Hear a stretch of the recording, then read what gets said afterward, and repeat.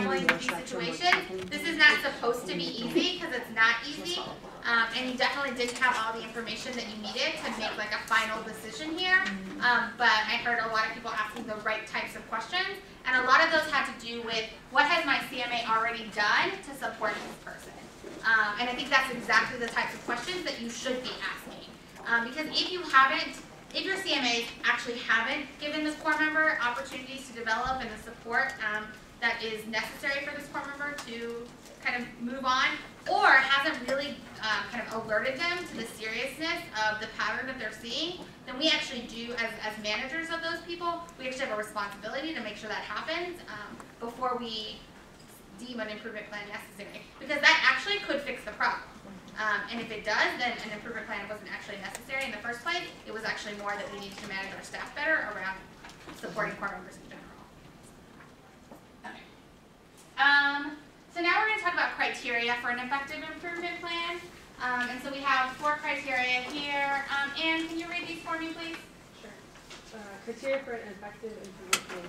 Clear attainable goals, meaning they can be measured at a later date as met or not met by clear criteria.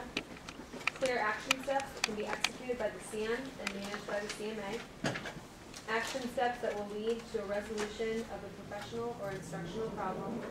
It is rooted in previous conversations with the core member, meaning the core member will not be surprised by the resulting improvement plan due to their actions. I think this last piece is really, really important here about being rooted in previous conversations for the core member. Like, they should not be surprised. Number one, they shouldn't be surprised if you come to them letting them know that you want to put them on an improvement plan. Like, that conversation should not be a surprise to them, because you should have already had or CMAs should have already had conversations with them, letting them know that the patterns of behaviors they were engaging in were actually serious enough that they would lead to an improvement plan. And then the actual kind of goals and actions that you create should lead to a solution for that particular problem, so they shouldn't be surprised by the goals or actions that you've created to get there.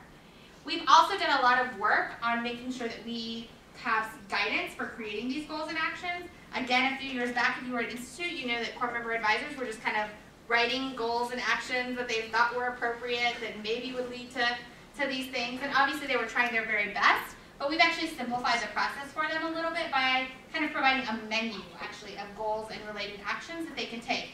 Are these going to be like every action that could possibly be taken ever?